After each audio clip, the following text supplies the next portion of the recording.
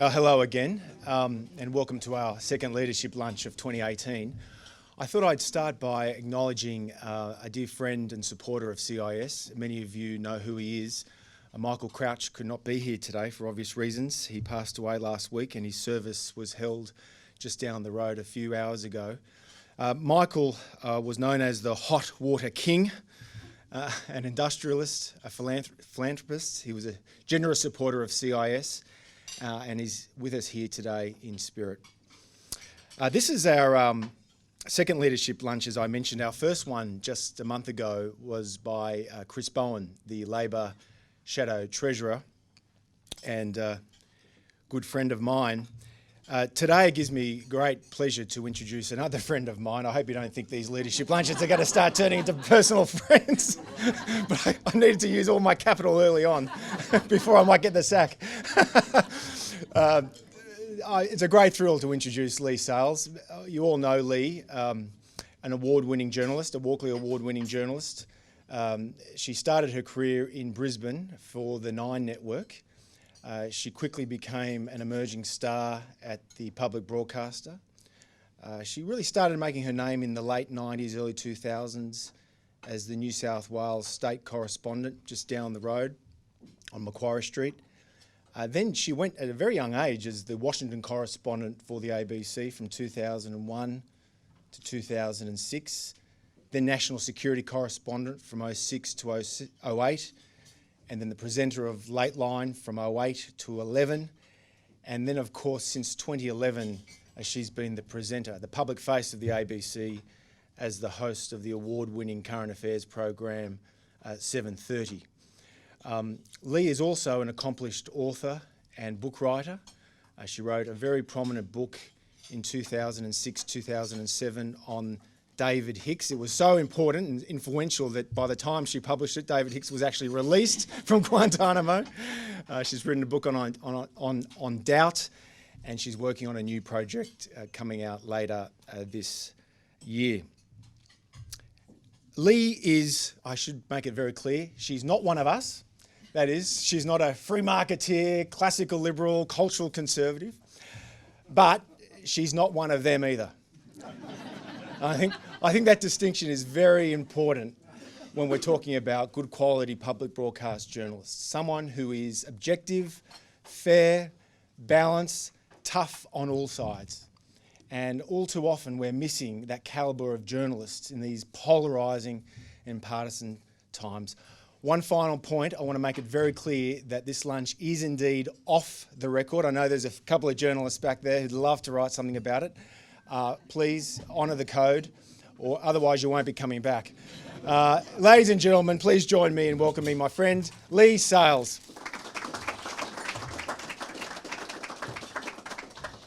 I was going to say some nice things about you, Swits, but I feel like it'd be a bit of a love-in now after that. I was going to say I have a very busy life, and so I try to not do too much of this kind of stuff. And the only reason I agreed to do it was because of my professional and personal regard for Tom, who I think the CIS is very lucky to have attracted to come here. I think that the opinion pages at the Oz were never better than when Tom edited them. I think the Spectator Australia was never better than when Tom edited it. And I think the reason for that is because even though he is an unashamed conservative, one of you, he is a great independent thinker, and his ideology doesn't dictate what he thinks. I think Hendrik Hertzberg, in one of his books, wrote something like, an ideology is a very handy thing to have because it tells you what to think about things you know nothing about. I've never known Tom to be, that way at all.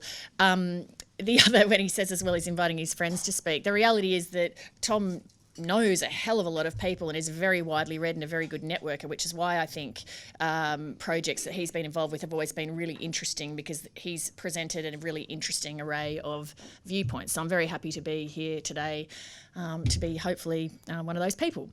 So before I tell you what I'm going to talk about today, I'm going to tell you what I'm not going to talk about.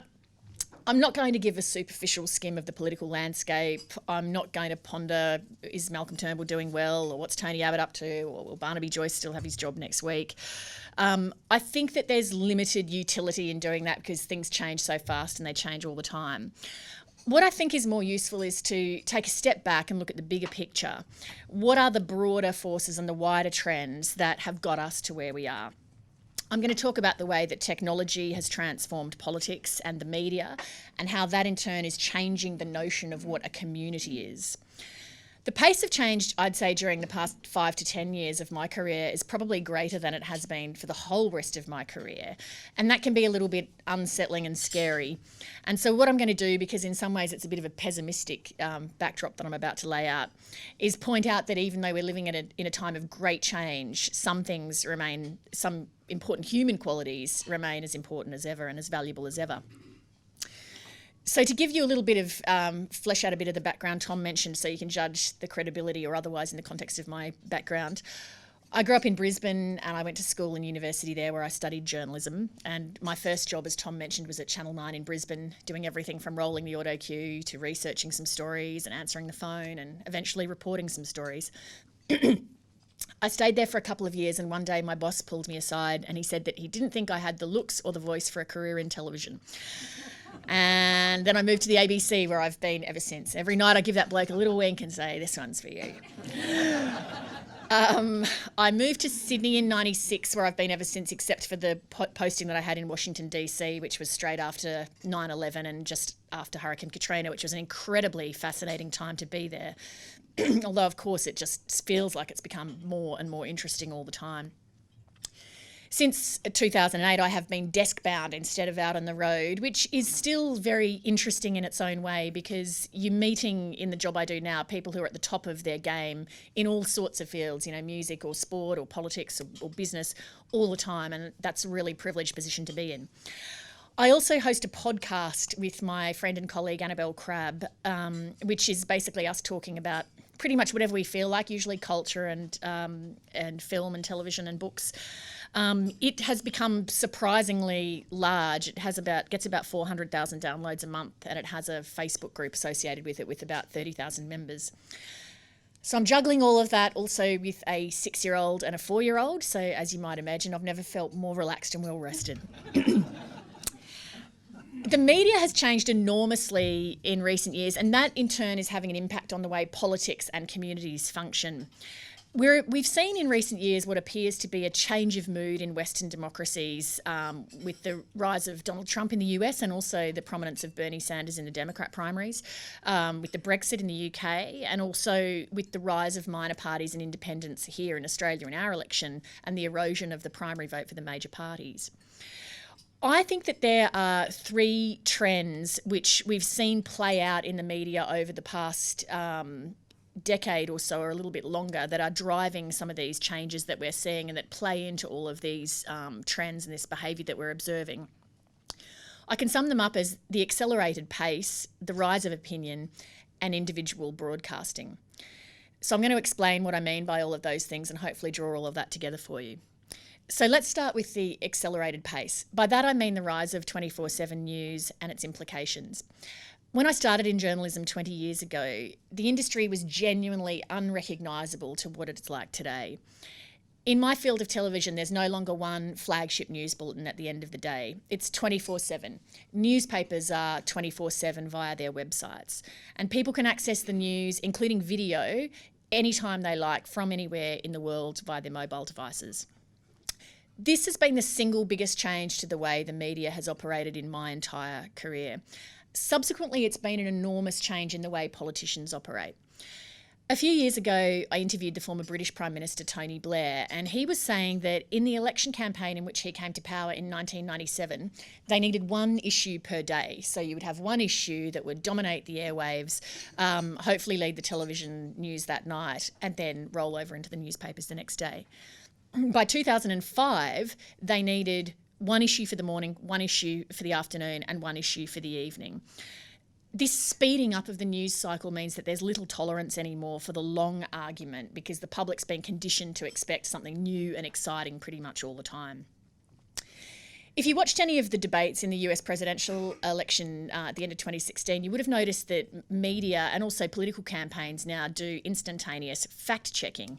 A candidate makes a remark, it's assessed against the facts or what passes for the facts sometimes these days.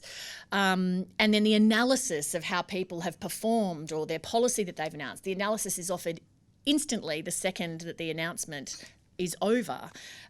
It's all part of the speeding up of this news cycle.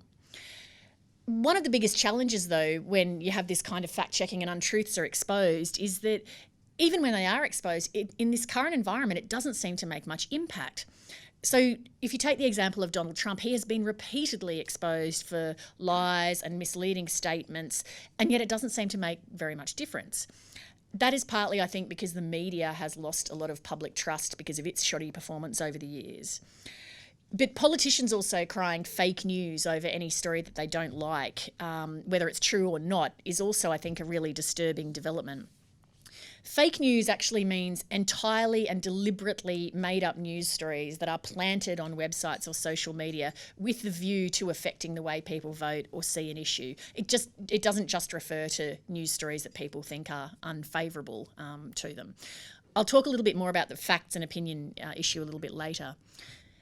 This rapid pace and this constant expectation of updating information and news all the time means that media organisations have an enormous hole to fill constantly. And what often ends up filling it is trivia. So you might have seen last year, for example, Donald Trump took a trip to the Middle East and it appeared that his wife Melania was batting away his hand or wouldn't hold his hand on a few occasions. There was plenty of social media attention on this and some mainstream media attention too. Now, I found that as intriguing as the next person and fascinating what was going on. But do I think that that has any bearing whatsoever on Donald Trump as the President of the United States? Does it say anything at all about his capacity to do that job? Absolutely not, and yet it occupies quite a bit of time because there's a hole to fill. Polls are another very simple way to occupy space, and that's why their reporting has become so ubiquitous. There seem to be more and more polls all the time, the Nielsen poll, the Galaxy poll, Essential Media poll, private organisation polling. Reporting the latest poll data is quick and easy, and even the most inexperienced junior reporter can do it. It doesn't require having any contacts or even picking up the phone. And it also provides the essential ingredient that television loves, which is drama. Who's up, who's down, who's on the verge of a comeback, who's squandering everything. It's far cheaper and easier to report an opinion poll than it is to go out and find a legitimate news story. I recently sat down for a cup of tea with the former Prime Minister John Howard, and we were discussing the way these days that national leaders are expected to keep up a running commentary on pretty much any issue that's out there. This started happening during Howard's term in the Lodge as 24/7 News started appearing in Australia. But we were noticing that when you had, say, the Azaria Chamberlain case in the 1980s, it wasn't like Bob Hawke was expected to keep up a running commentary on her guilt or innocence. When John Lennon died, Malcolm Fraser wasn't expected to offer a statement on that. But you can bet that today, if similar stories happen, the Prime Minister of the day would be asked to provide a comment and would be badgered probably to do so. I'm making the 24/7 news cycle sound all very negative, and of course it isn't. It is a blessing for interest groups and lobbyists and pretty much anybody with a message that they want to get out, because the media is so hungry for content, especially content that sparks discussion or controversy and that can help fill even more time. It's also great if you're a member of the public because a lot of information is instantly out there and available. And it's also available for free. Consumers themselves can provide lots of data and mobile phone footage and whatnot to news organisations for use in the news. So there is this democratisation of the news process as well. So you have this accelerated pace. The second trend that you have alongside that is the rise of opinion, which is the rise of commentary in place of legitimate news and fact-based reporting. As I mentioned before, the advent of the internet means that not only do consumers get much of their news instantly, they can also get it for free from websites. People no longer need to wait for the evening news or get the afternoon newspaper or the morning newspaper to see pictures of big news stories. Nobody's waiting for the news, and the more important thing is that nobody is paying for the news. So this means compared to 10 or 20 years ago, television ratings are way down and so are newspaper circulations.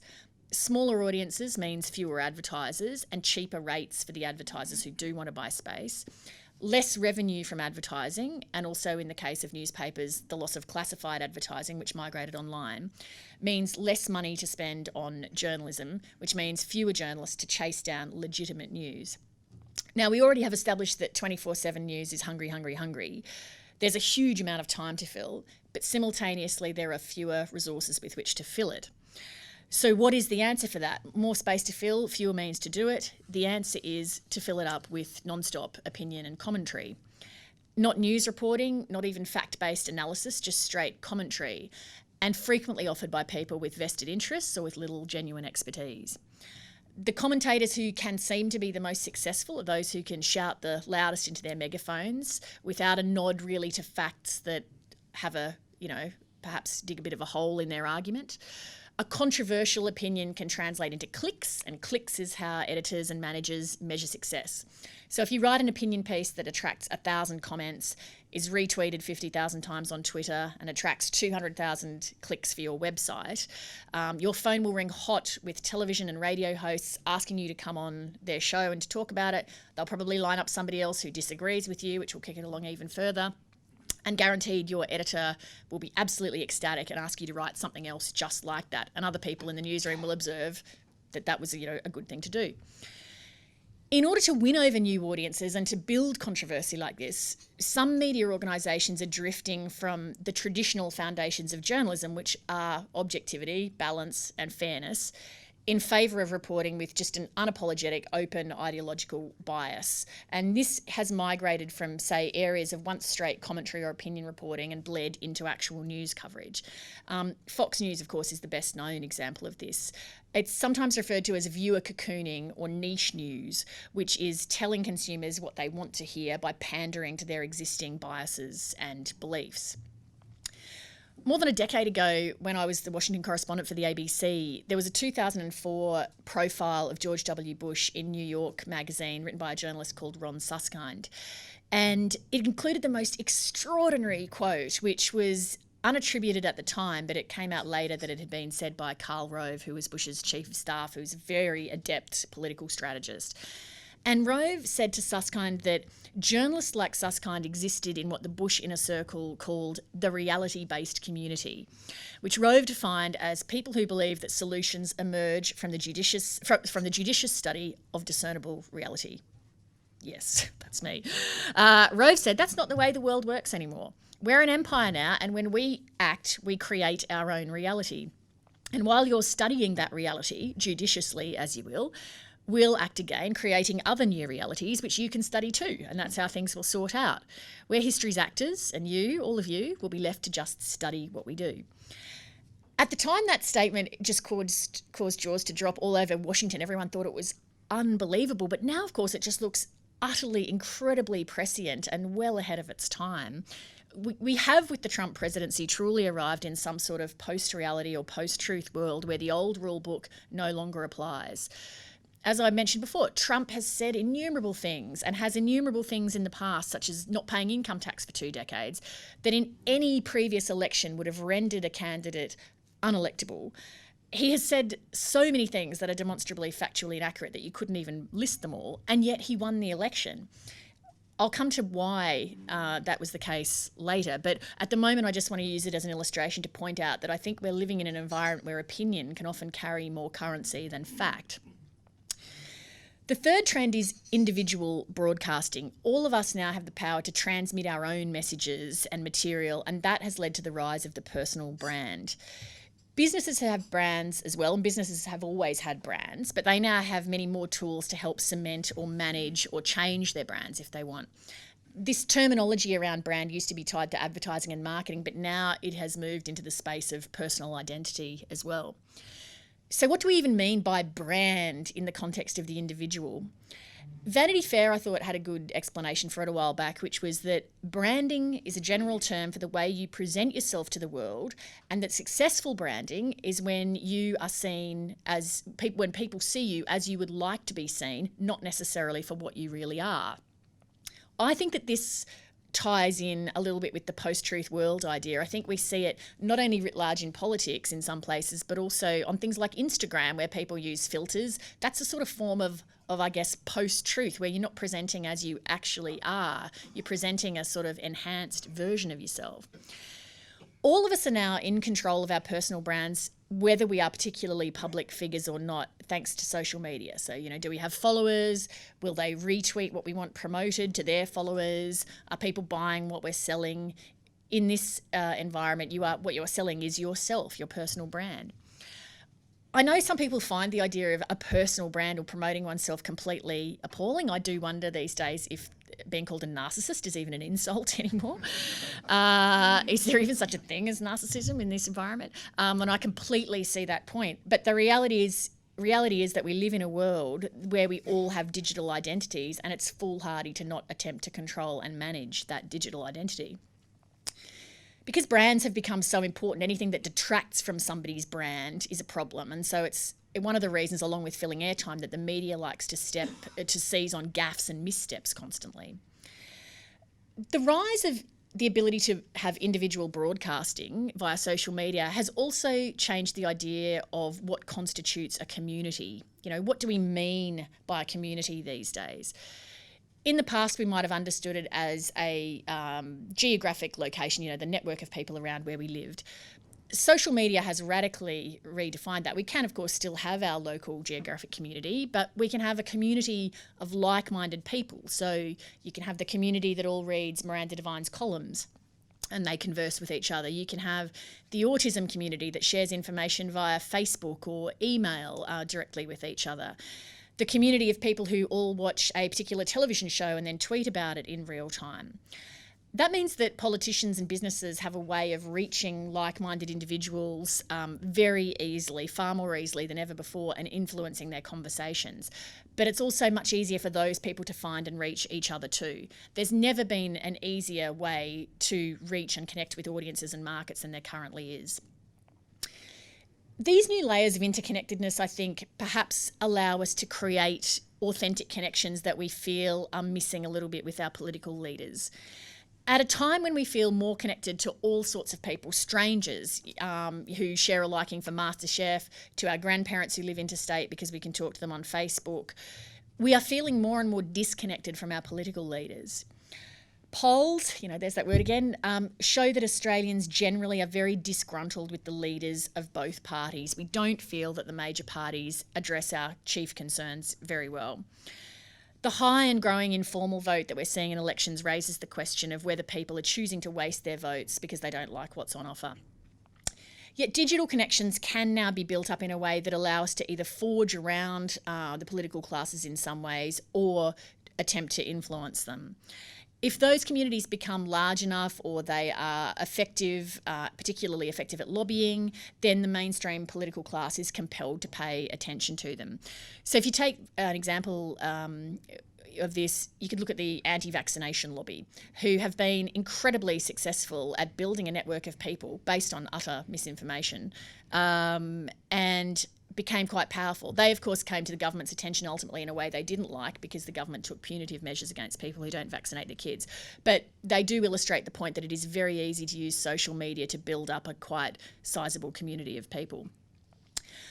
I wanted to also illustrate the way that communities can be built by referring to the podcast that I do with Annabelle Crabb, which is called Chat 10 Looks 3, which is a play on a song from the musical Chorus Line. It's hosted on the website Squarespace, and we sort of started doing it really for a bit of a lark, but we could see that it very quickly built, 10,000 downloads, 50,000 downloads. When I last checked, it was over 80,000 downloads per week, nearly 400,000 a month. We noticed in real life that people started coming up to us and identifying themselves as listeners of the podcast. I could tell straight away if they were 7:30 viewers or podcast listeners because of the manner in which they approached me. 7:30 people are like, oh, sorry, I don't want to interrupt. I just wanted to say, the podcast people are like, hey, Salesy, how you going? Yeah, much chattier. The Facebook group we recently opened in July of last year because we got this sense from the people that were coming up to us in real life that they were sort of itching for some sort of forum where they could interact with each other. And it grew just very, very rapidly. Now, this is not a group of people that you would normally consider a community. They don't live in the same place. They're very scattered around the country, indeed around the world. They don't have a common cause, such as a child with a disability or a political view. They are simply people who like talking about books and cooking and whatever TV they're binge watching, and they presumably, for whatever reason, like Annabelle Crabb and me. We've noticed now in some locations they have set up groups where they meet in real life. So if you look at the events page on our Facebook group, you will see dozens of events, book clubs and picnics and things that have nothing to do with us, but just people in geographic locations want to meet other people in these groups. So it's incredible to see how this actual digital community has morphed into a real life community or a series of real life communities with very little input from us. I don't share this to brag, but just to give you an example of how easy it is to build a community of like-minded people and how easy that community then finds it to trade ideas back and forth. I said I'd come back earlier to the question of why facts don't seem to have the currency that they used to. And I don't have any particularly insightful answers on this question because I'm sort of part of the old school media where facts mattered, and so I find it all a bit confounding, really. I do have one theory, though, and it's nothing particularly startling or original, but it is this fact that I mentioned before, that people are feeling incredibly let down by their political leaders and by the media. I went to a really interesting lunch just before the US presidential election, and the guest of honour was the former US ambassador to Australia, Jeff Bleish. And the talk at the table centred on the rise of Trump and Sanders and so forth. And Jeff Bleish shared his thoughts about America's national mood and how it had contributed to the rise of each candidate. What was striking as he spoke was that I thought there were a lot of parallels in what he had to say to Australia. He said that in his country he could identify three key moods in the electorate. The first was residual anger from the Iraq War and the global financial crisis, and the belief that the government let American citizens down by making poor decisions and protecting vested interests. The second is anxiety caused by rapidly changing technology and how that's evaporating many jobs, both blue and white collar. And the third is a sense of betrayal that the American dream, a secure job, a home, a dignified retirement, that your kids would have a better life than you, is out of reach for many people as the middle class in the United States shrinks and the gap between rich and poor grows. Now, America is not Australia, and so the analysis can only travel so far. And our system is not really designed to throw up fringe dwellers such as Trump and Sanders to be the figureheads of either major party, although it's not an impossibility when you look at, say, Jeremy Corbyn in the UK. The pattern in Australia tends to be that voters coalesce around minor and frequently short-lived parties such as Palmer United or One Nation or the Democrats.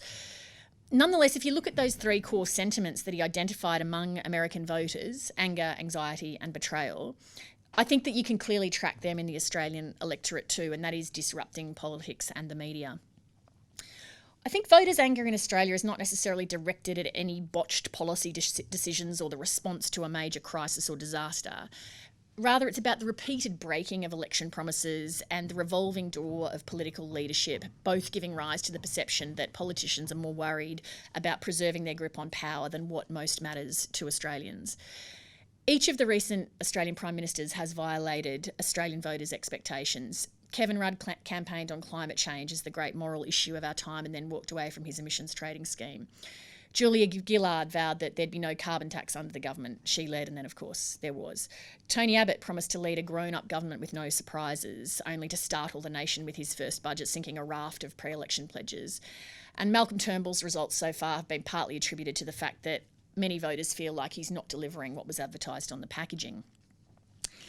Anxiety is another noticeable mood in the electorate. Like the rest of the world, Australia's jobs market and economy is massively affected by rapidly changing technology, and that's a source of great anxiety for people who feel that their jobs may not exist in the short to medium term.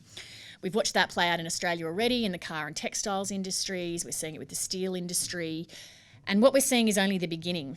Researchers at Oxford University believe that about 25% of jobs in the UK will disappear over the next 20 years, and it's safe to assume the figure would be similar here. They calculated the jobs most vulnerable to robotic takeover by assessing the skills required to perform them. So they looked at social ability, negotiation, persuasion, assisting and caring for others, originality, fine arts, dexterity, and the space required to work. They're all hard things for robots to do. So if you're a psychologist or a manager or a caregiver, those are the jobs least likely to be automated because it's just hard for robots to do them. But if you're a taxi driver, factory worker, a pathologist or an accountant, you may be in trouble. Jobs that involve number crunching, squeezing into small spaces, manipulating small instruments in precise ways, or performing repetitive tasks are unlikely to be done by humans for much longer. So that means even formerly very prestigious jobs like surgery will become probably automated. The feeling of betrayal isn't confined to voters in America either. The middle class in Australia isn't disappearing the way it is in the United States, but that doesn't mean that people feel that their life is improving either. For decades, many Australians have assumed that they will land a job, buy a house, raise a family if they wish, and then have a secure retirement with the help of some government benefits conferred in exchange for a lifetime of paying tax. There's now a dawning realisation for future generations. In fact, I'd say for people probably younger than me, nobody would assume that they would be retiring on a government pension at all. You wouldn't even factor it into your thinking, I don't think. The 2015 Intergenerational Report shows that Australia will have a growing population that lives longer, probably not telling anyone in this room anything they don't know, which means we're going to have a smaller tax base to pay for government services. It's almost inevitable that many of the things now that people take for granted that are free will be user pays, including sacred public services such as health and education. House prices in Australia escalated by 141% from 1996 to 2015, putting home affordability out of reach for a lot of people, particularly given that wage growth has been flat. At the moment, a lot of Australians haven't given up on the idea of home ownership, and that means that levels of debt in Australia are particularly high. We carry, according to research by the Reserve Bank, more debt relative to the size of the national economy than any other country in the world. On international comparisons, the Australian middle class is doing okay. We are, according to the IMF, one of the exceptions around the world to the middle class contractions. But there are some warning signs that could change. One of them is the stagnant wages growth. There have also been some figures that the ABS put out looking at the income share of Australia's middle class, and it shrank between 2012 and 2013 while the split going to Australia's richest families grew. So I think there's a feeling overall that people understand that the future is probably going to involve harder work, less secure jobs, and less government support, and that makes some people feel ripped off and let down. The fact is that a lot of these issues don't have any easy answer. Technology will cost some people their jobs. Demographic pressures will mean there are fewer dollars for governments to spend on services. In the US, Trump and Sanders offered fairly broad brush populist solutions to Americans' concerns. Yet the reality is that for a lot of people, there is not going to be a fix. There's only going to be adaptation. Politicians hate saying that. They don't like to say that something can't be fixed so that people have to get used to it and adapt. But the reality is that anybody who says that they can fix some of these types of issues without pain for some voters and without a change in what future governments can hope to deliver is frankly lying. So that is a fairly pessimistic backdrop, as I said, but I want to finish by sharing something a little bit more optimistic, which is that despite all the change and uncertainty and disruption, some things I think remain the same. During my career, I have met many people who are givers and not takers. I don't always remember every famous person I meet, but I do often remember the particularly kind ones. And I do remember the people that I've seen in places like New Orleans after Hurricane Katrina who showed real leadership through their behaviour. You don't have to build a community of millions of people on watching your YouTube videos or listening to your podcast to have an impact. And I've seen time and time again in my career that the best leadership is not necessarily about being the person in the front of the room talking. It's often just in personal behaviour and integrity and influencing what happens in the world immediately around you. So technology may change what we do, may disrupt what we do. Things may change rapidly. Newsrooms and other workplaces may be unrecognisable from what they were 20 years ago. But I see that some things remain the same in this environment and they still remain valuable. Commitment, integrity, hard work, kindness, community, whether it's in the digital world or in the real world. And I hope that those things will never change and that if people pay attention to those kind of values, that they might prove a guide for politicians and journalists and business people with integrity as we try to navigate through this world where things often seem a little bit upside down. So thank you very much, Tom. Let me hand back over to you.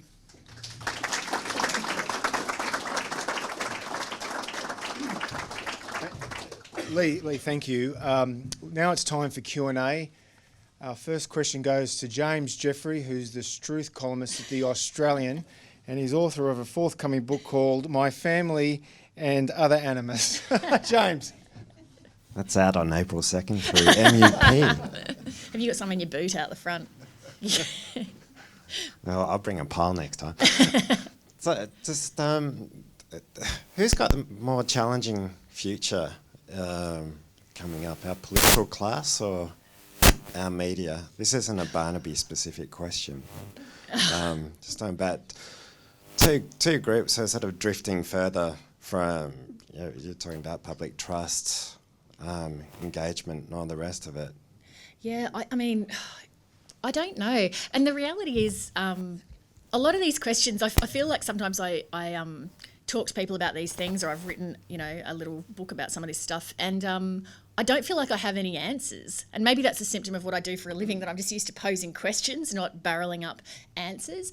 I mean, I certainly think that to go into politics is increasingly just looks unattractive. It just looks so hard. The hours, the scrutiny, the social media, the constant, if you look at any politician's Twitter feed, the constant barrage of just disgraceful abuse.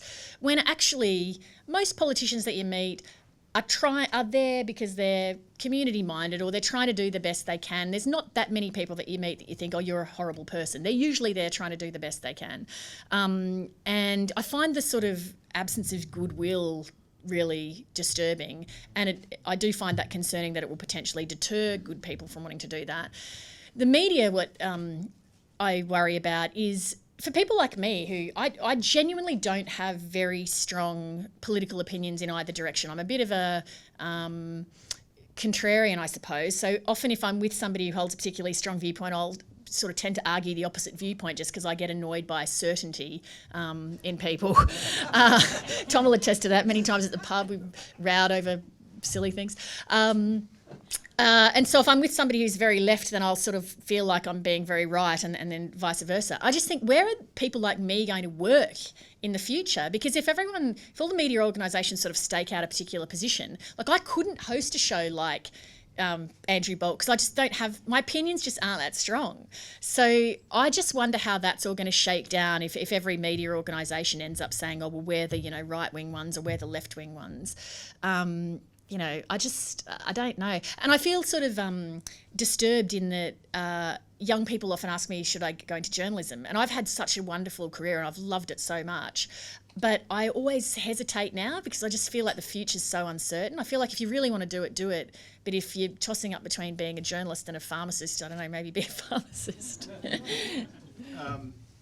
When people are confronted about why they don't go into politics, and one of our favourite political lines is Ronald Reagan. It's true, hard work never killed anybody, but I figure, why take the chance? Graham Samuel. Thanks, Leigh, and thanks for the contribution you make to excellent journalism in Australia. You mentioned a whole lot of off-limits, and I won't go into any of those, but you didn't mention Emma Alberici in that context. And I don't want you to necessarily comment upon a colleague, but the policy of the ABC, which is to focus on facts, fairness, etc., and then to effectively remove unfair opinion as it adjudicates or inappropriate. You got a reaction to all that? Do you mean, do I have a reaction to the ABC taking it off? That's right. Yeah. Well, look, I wouldn't comment on a colleague. No. Basically, I think it'd be inappropriate. But clearly the ABC made its decision that it didn't think that work was appropriate, and so pulled it down. So I would tend to view that as evidence that ABC editorial, that there is an editorial standard that the ABC tries to adhere to. So, that would be my thoughts on it. Yes, sir. Yep.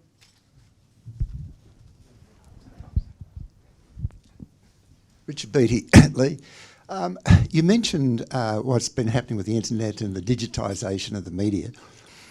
When the internet and Facebook and Google and Wikipedia all started, there was an enormously optimistic idea about how this was going to be able to democratise the world and make it a really better place. It's turned out that there's all sorts of evil goes on with the communications possible now. And the fact that states like Russia can have the influences they had in the US election is just one example, let alone the terrorists.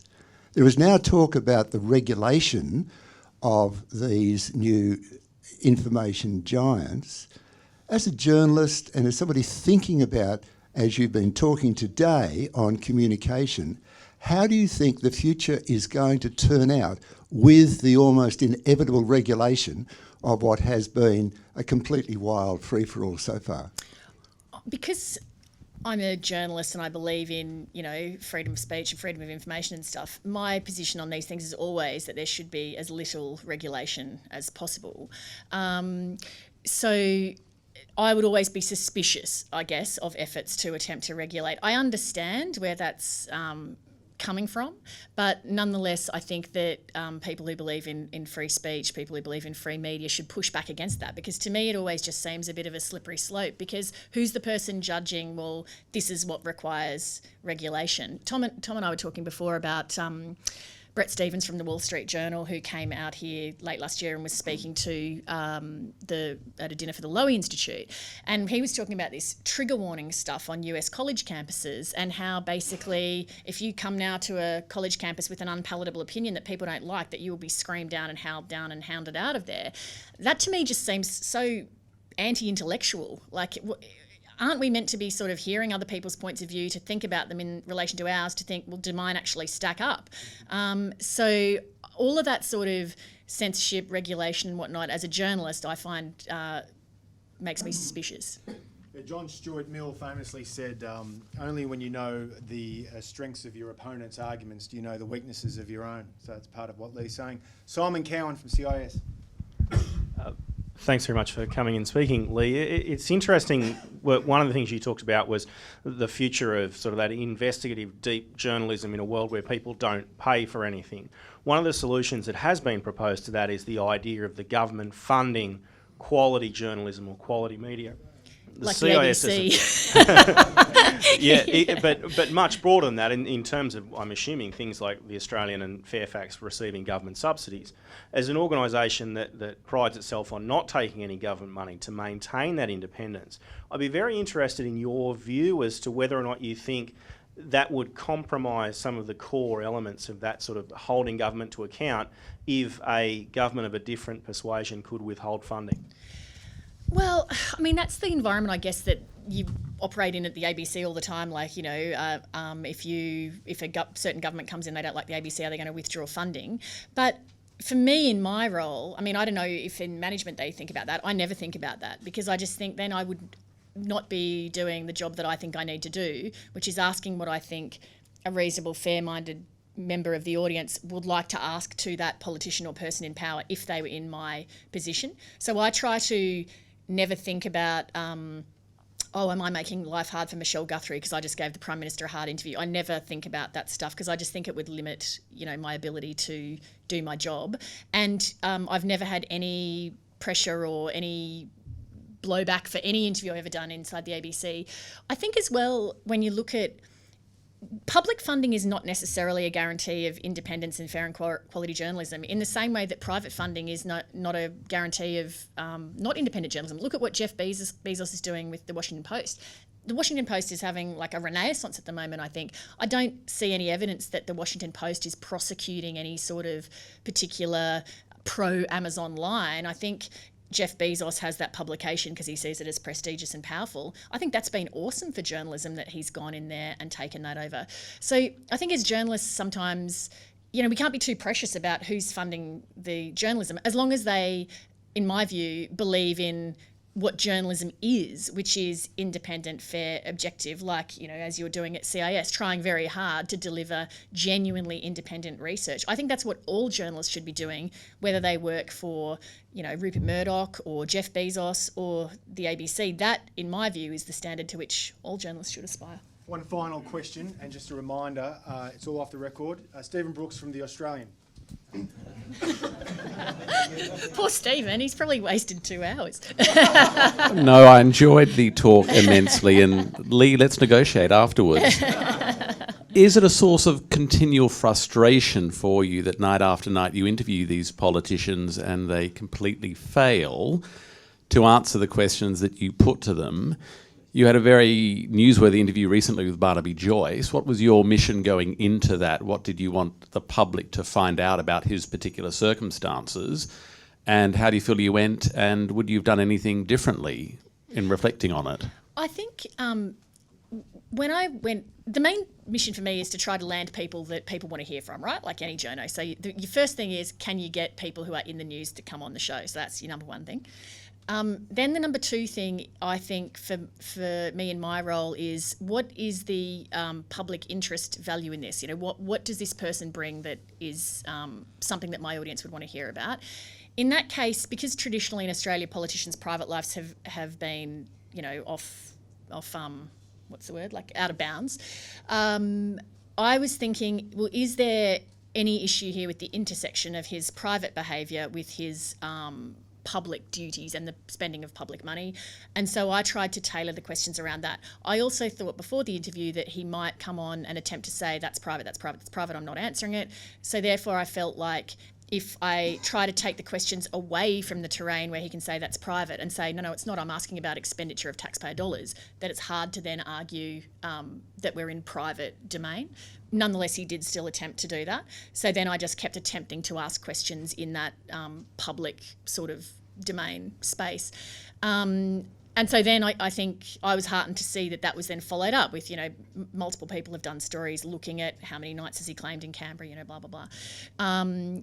What was, sorry, the original question was, what was I just trying to achieve with that? Was that? Yeah. And would you, you know, on reflection and debriefing, would you have done anything differently? Or? No, because I think I did ask all of the questions that go to stuff that does have a bearing on his ability to do his job and his conduct in his job. I mean, there's, of course, moral questions, but is it my role as the host of 7:30 to be a moral arbiter? No, it's probably my role to check that people are using their power in appropriate ways, whether they're, you know, business leaders or politicians or whatever. So I think I come at it from that frame, whereas, you know, if he was on in a different space, you know, people interview in different ways and ask different questions, you know. So if he were on Alan Jones or Ray Hadley or The Project, you know, they would ask different questions. So it's a case of you're judging your audience, you're judging your role, you're judging the tone of your program and trying to keep in a space that fits with, you know, all of that stuff. And then there was a little personal reflection as to whether their non-answers ever get you down. Oh yeah, sorry. Sorry, Sweets. Sometimes it can be frustrating, but mostly not, because I tend to think when people do that, what they don't realise is how annoying that is to the audience. Like, the number one piece of feedback I get from people is, why don't politicians ever answer the question? And I think, you know, you're on my show, you've got this space speaking to hundreds of thousands of people. It's an opportunity to persuade people across to your position. You can't do that just by waffling on. You can do that by making a reasoned, crisp argument. So I think to waffle and be verbose and not answer questions is just very weak. I think actually you could make a lot more capital, frankly, by, if you were confident in your position, like people like John Howard and Paul Keating used to be, you make your case forcefully and you hopefully win some voters over that way. Leigh, thank you. Thank you, Stephen. Just wait there for a moment. CIS has been very lucky to have a group of distinguished, intellectually sound and business savvy directors, none more so than our next speaker, Melinda Conrad.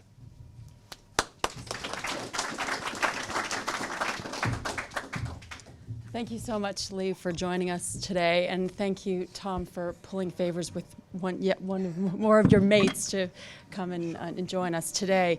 I think at the start of 2018, a lot of people talked about how this was going to be the year of the tech clash, where technology, which had once always been embraced as the savior of democracy, was going to be cracked open and examined in terms of what the negatives are. And, you know, Zuckerberg talked about how Facebook was there its main purpose was to make the world more open and connected. And while we do think that on some level the world is more open connected, I think this year we're asking ourselves, hold on, there's some threats to truth and openness and connectivity that we have to ask ourselves about. Leigh, you did a really wonderful job of articulating how the media environment has changed, talking about the accelerated pace of the news cycle, the rise of opinion, and also the role of individual broadcasting. You know, we at CIS like to believe that we're living in a reality-based community. And we're very grateful for people like yourselves and other journalists in the room for committing your careers to excellence in journalism and having the courage to be independent and also having the resilience to look beyond those trolls. So thank you very much for joining us today, and thank you for sharing your time.